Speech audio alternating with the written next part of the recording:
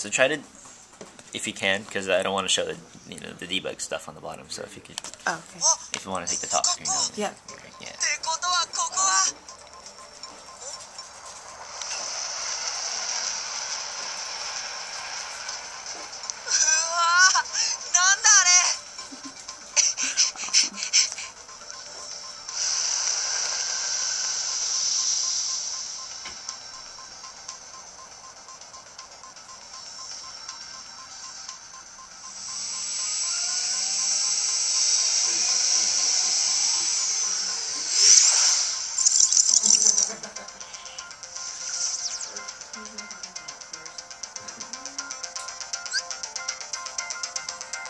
So each stage has a unique ability or an attack called a reality shift.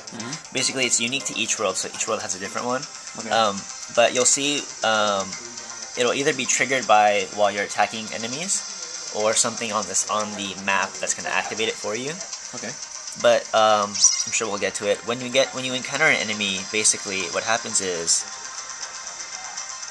you'll get a set of pink arrows that basically point down to the bottom screen, and when that happens, if you could either swipe down on your touch screen like this, oh, missed it because I killed the enemy, but let's see. You'll either press X and A at the same time when you see the pink arrows, or you would swipe down on your touch screen, and your character would actually dive into the bottom screen, and then you'll be prompted to enter or swipe, or basically each world has its unique attack that you just have to do on your touch screen. So for the Tron world specifically, once you're in the reality shift, your screen is going to be filled with a bunch of words and text, and you basically just have to touch the text that's in red, and if you can match up two words that create an attack, then it'll unleash kind of a strong attack against the enemies.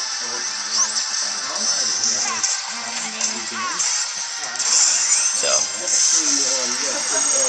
once you get it. So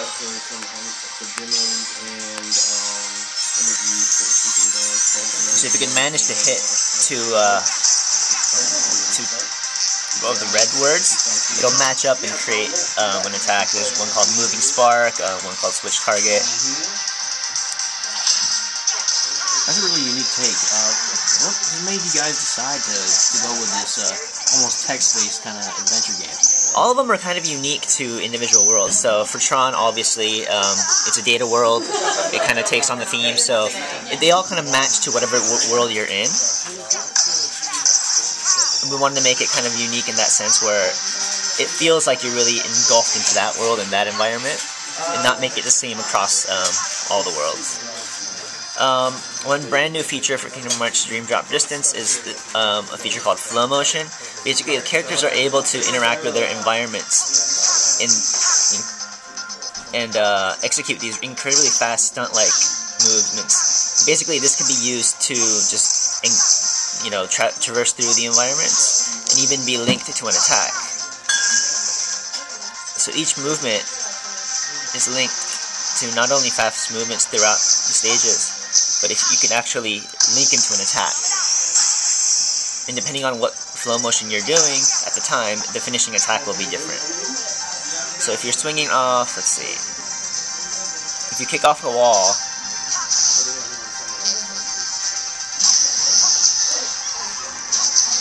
jump off and press attack, you'll basically slam down on the ground. If you kick off the wall, you'll do this kind of diving and spiraling attack. So it varies it up, and it really makes the already fast-paced level nature of Kingdom Hearts even more fast-paced and action-oriented. That is very cool. Very cool. You also have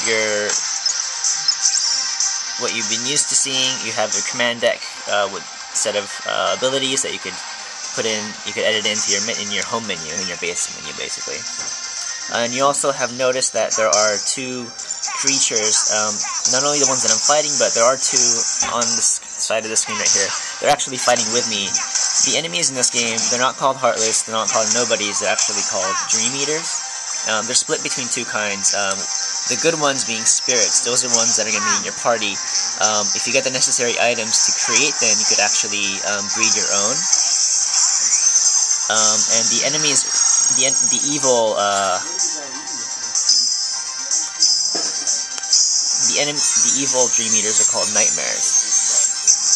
Because the premise of the game, Sora and Riku are taking their Market Mastery examination. They're sent into the sleeping worlds, so they're kind of in this dreamlike state, and you'll actually just kind of see how that plays into effect in the story too. Nightmares are creatures that basically haunt dreams, and these spirits are the creatures that are kind of helping you and protecting you. And that's how they differentiate between the two types of Dream Eaters.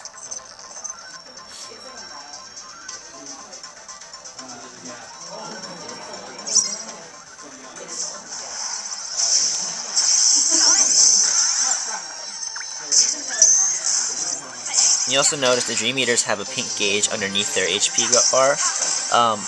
When they've actually filled up, just like it did now, we see a prompt called Link.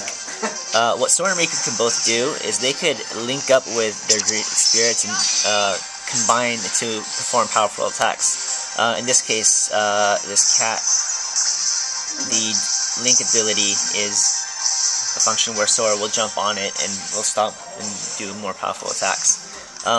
You could actually link with both of your spirits at the same time if they're both fully, the link gauges are full, and that'll combine and do an even more powerful attack.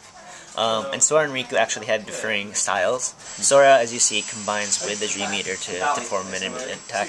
Riku actually absorbs their powers for a certain amount of time and actually just becomes more powerful. So he has in this demo, he has a spirit that's kind of a bat.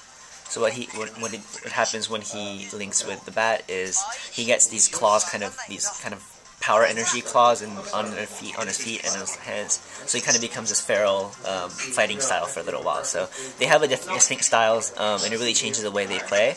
And depending on the combination of spirits you have, the combined dual link will be a lot more powerful.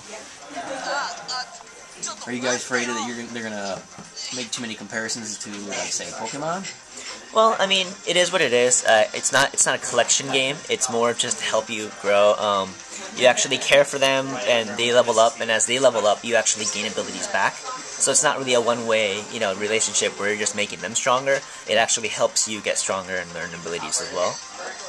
Unique take on the. It's almost like a unique take on the gear system, kind of. Wouldn't you say? The gear system? What's that? Well, you gain, like, equipment, armor, weapons, stuff like that. Instead of that, you're working on your companions, making them stronger so they can make you stronger in return. I mean, it's a little different. I would say this in particular, what we wanted to do was, for the way the story takes place, the classic Kingdom Hearts formula is, Sora, Donald, and Goofy. In this one, let me just here right here if I can.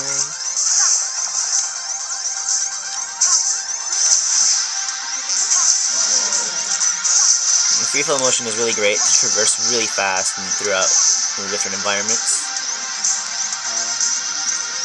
I'm just waiting for a cure to get. There we go.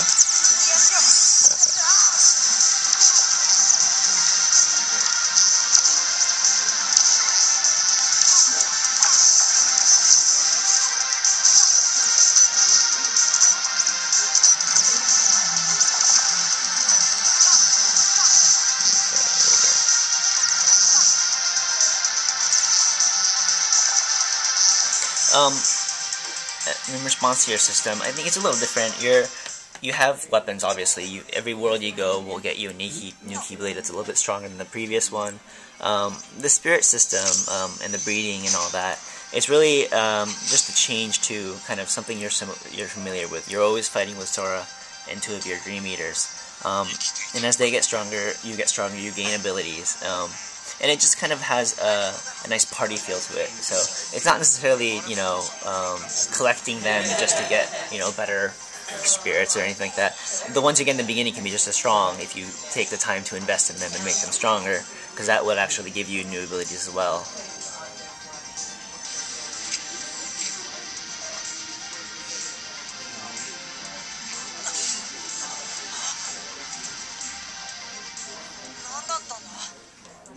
nice to see how you included most of the stuff from the original Tron Legacy movie into this game. It's pretty neat.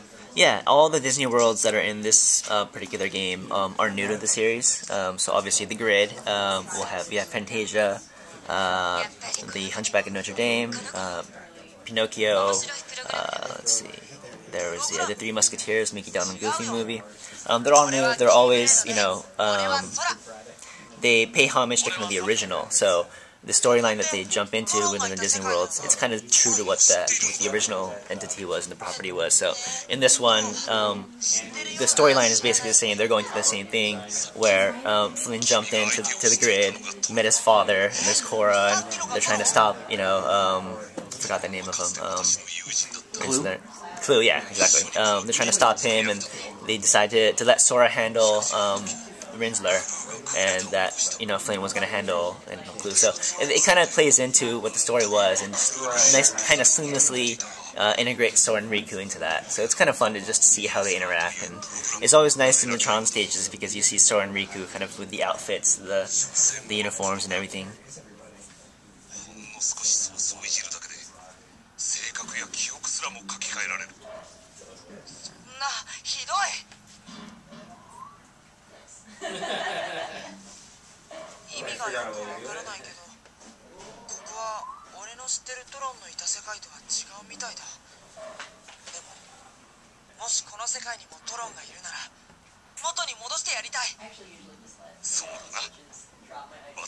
Oh, really? Well, that's what I was going to say. It said it mentioned to drop it, but I'm almost finding it easier just to let it have fun. Yeah.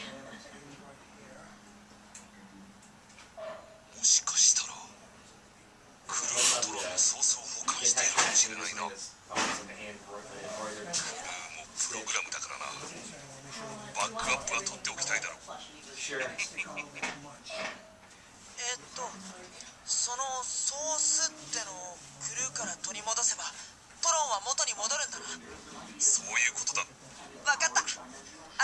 I gotta say though, this is a lot better than that first Tron game that came out after the movie.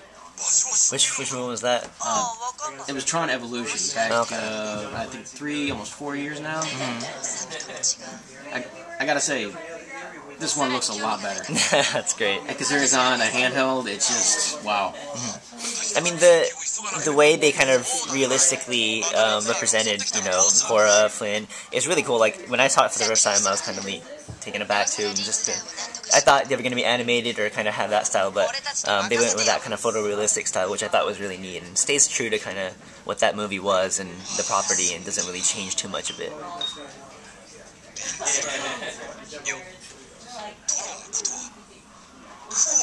Alright, well, thanks for showing us the Kingdom Hearts one. So, we have this, the Final Fantasy version here.